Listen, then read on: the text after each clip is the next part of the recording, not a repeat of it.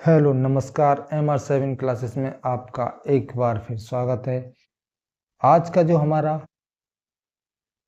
Topic है वो है धारा 3 के बारे में। यानी इसमें धारा 3 में किसके बारे में कहा गया है, वो बताया गया है अपराधों की परिभाषा एवं तथा उनके अपवाद के बारे में। तो किसके बारे में बताया गया है? अपराधों की परिभाषा। अपराधों की परिभाषा तथा अपवाद के बारे में। यानी प्रत्येक धारा में सबसे पहले लिखेंगे धारा 3 का फर्स्ट। 3 की धारा का जो फर्स्ट है वो किसकी बात करता है? वो बात करता है प्रत्येक धारा या भाग में जो अपराध के अनुसार ही क्या है, अपराध की परिभाषा दी गई है। यानी अपराध के साथ ही प्रत्येक भाग में अपराध का भी उल्लेख किया गया है। ये धारा किस में दिया है? धारा 3 के फर्स्ट में। प्रत्येक धारा में या कह सकते हैं भाग में या भाग में अपराध के अनुसार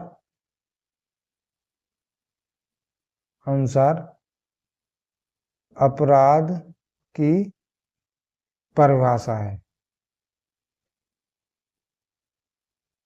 यानी उसने किस प्रकार का जो अपराध किया है उसी के अनुसार क्या है, उसकी परिभाषा जो है उसके धारा में दी गई है।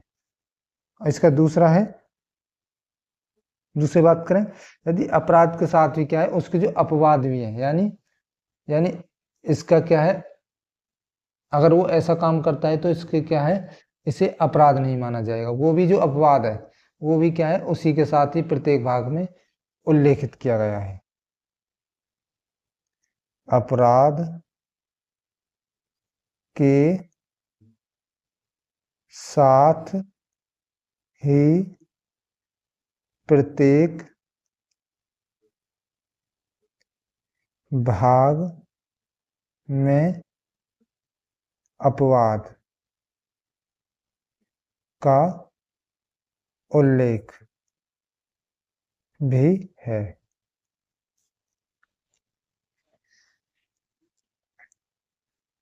अब अगली धारा है हमारी धारा 3 की 2। ये बात करता है, यदि BANS यानी भारतीय न्याय संहिता में किसी भाग में भी किसी शब्द का जो परिभाषा है वो उल्लेखित है तो क्या है, पूरी जो हमारी BANS है उसमें क्या है, वो समान ही रहेगी। यदि BANS के किसी भाग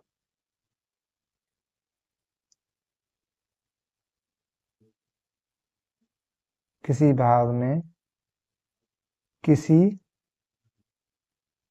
शब्द को उल्लेखित किया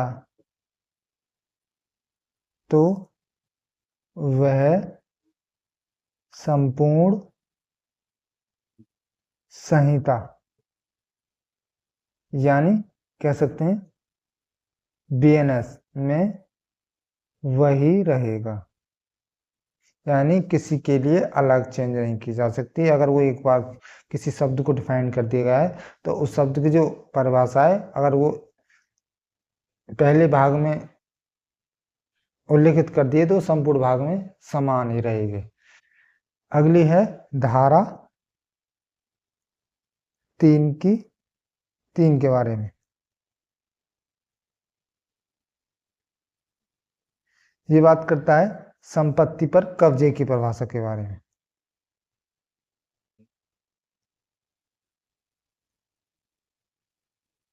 संपत्ति पर कब्जे की परिभाषा के बारे में। यानी यदि कोई व्यक्ति या किन्हीं परिस्थिति के कारण क्या है, वो कहीं जैसे विदेश चला जाता है, क्या है, यदि उसकी उसकी पत्नी है, वो कोई क्लर्क है या कर्मचारी है, तो वो क्या है, से अगर उस तो वो सेवक के पास है या कब्जे में है, तो भी क्या है, उसका जो मालिकाना हक किसका होगा, मालिक के पास हो। यानी कोई क्या है, जैसे अपने घर को छोड़ करके क्या चले जाता, किसी घूमने के लिए विदेशों में चले जाते हैं, तो उनको क्या है, जो कंट्रोल है किसको दे जाते हैं, जो हमारे क्लर्क होते हैं या कर्मचारी होते हैं, सेवक होते हैं, उनको दे जाते हैं। तो क्या है, उनका जो मालिकाना हक किसका होगा, वो मालिक का ही होगा। उन अपवाद के बारे में, यदि किन्हीं किन्हीं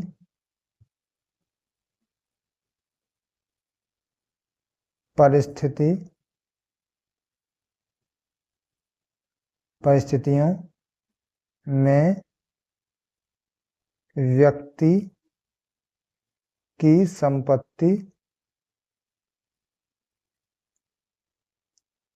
उसकी पत्नी,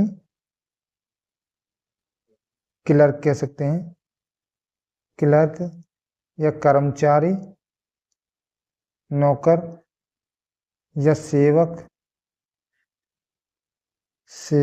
के पास है या कब्जे में है, कब्जे में है,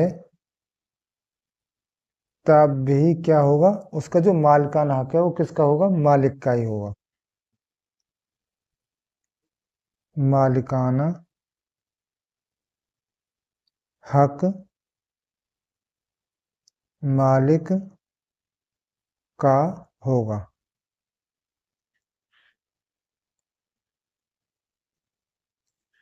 अगली धारा है हमारी धारा 3 की 4। वो बात करता है अवैध लोप के बारे में, यानी इलीगल ओमिशन के बारे में, यानी किसी चीज को क्या है, गायब कर देना या अवैध लोप, इलीगल ओमिशन। इसका मतलब है जो किसी यानी कार्य का ना किया जाना भी क्या है, लोप माना जाएगा। लोप खाली किस उसी को नहीं माना जाएगा, यानी किसी चीज को गायब करना ही क्या है, लोप नहीं माना जाता। ये अगर किसी कोई काम भी नहीं कर रहा है, तो उसको भी क्या है, इलीगल ओमिशन माना जाएगा। यानी कार्य का न किया जाना, ना किया जाना भी लोप है। यानी कोई भी कर्मचारी है, कोई वो काम नहीं करता है, तो वो क्या माना जाएगा, अवैध लोप, यानी इलीगल ओमिशन माना जाएगा। अगली धारा है हमारी धारा 3 की 5। ये किसकी बात करता है, ये बात करता है ओवेनिस्ट धारणा प्रेरित अपराध के बारे में, यानी crime committed from of common intention थे।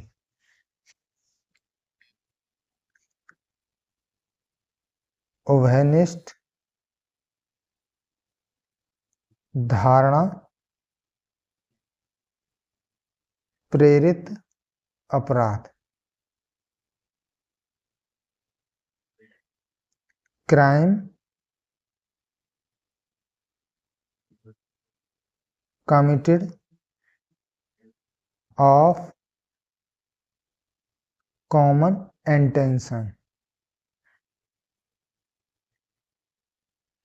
यानी यदि कोई व्यक्ति के द्वारा कॉमन इंटेंशन से अपराध किया जाता है तो वो क्या है, प्रत्येक बराबर का दोष ही माना जाएगा उसमें भी।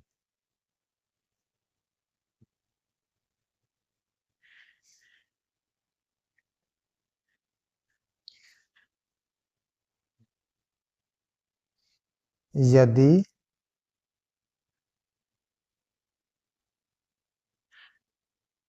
कई व्यक्ति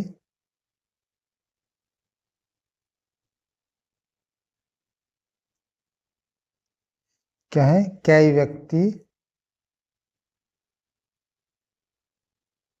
व्यक्ति किसी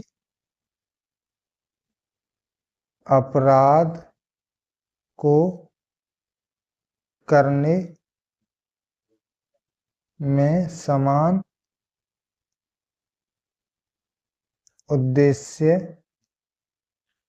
से भाग लेते हैं, तो क्या है, जो प्रत्येक व्यक्ति हैं जिन्होंने क्या है उसमें भाग लिया है, किसी क्राइम को करने में कई व्यक्तियों ने भाग लिया है, तो उनका अगर इंटेंशन कॉमन है सबका, तो वो सब अकेला अगर जिसने अपराध किया है वो ही अपराधी नहीं माना जाएगा। इसमें क्या है, सभी अपराधी जो जिन्होंने इसमें भाग लिया है वो समान रूप से अपराधी माने जाएंगे। तो प्रत्येक व्यक्ति उसी प्रकार उत्तरदायी होगा मानो उसने वह अपराध अकेला किया हो, अकेले किया हो। अगली धारा है हमारी धारा 3 की 6, धारा 3 की 6 ये बात करता है किसकी, आपराधिक ज्ञान या आशय के बारे में।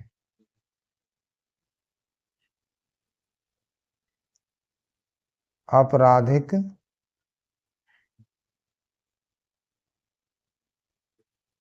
ज्ञान या आशय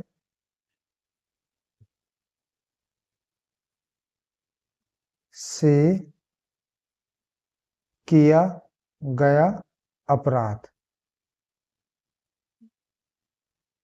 यानी यदि किसी कार्य को करने के लिए आपराधिक ज्ञान या आशय आवश्यक हो और कई व्यक्तियों के द्वारा वह कार्य किया हो, तो प्रत्येक व्यक्ति क्या है उसी प्रकार उत्तरदायी होगा जिस प्रकार से वो अकेला ने कार्य किया हो। इसमें लिखेंगे यदि किसी कार्य को करने के लिए आपराधिक ज्ञान यानी क्रिमिनल नॉलेज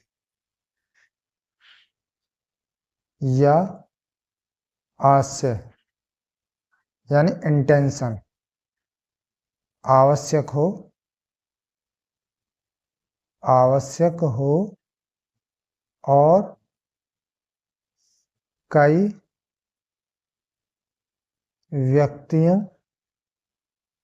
द्वारा वह कार्य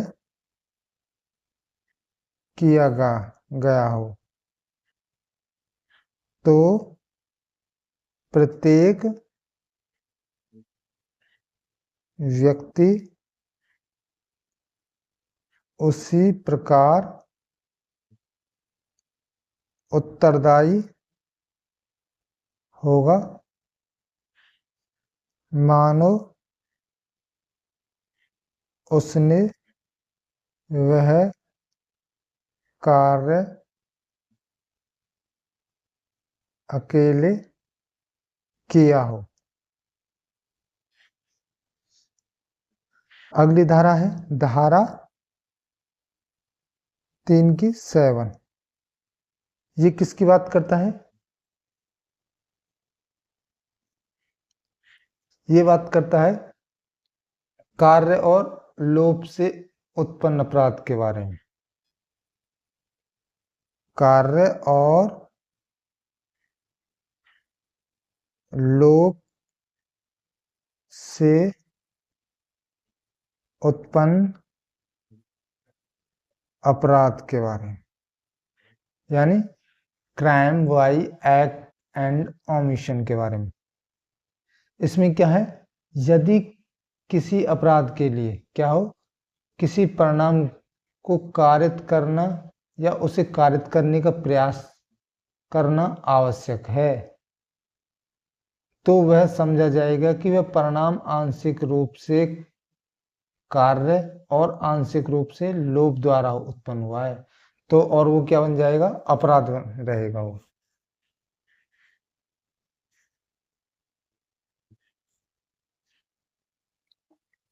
यदि किसी अपराध के लिए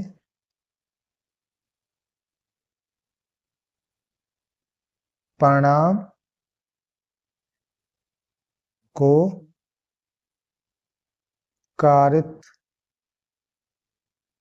करना या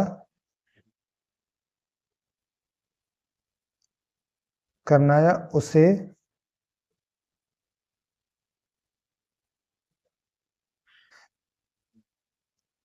कारित करने का प्रयास करना आवश्यक है,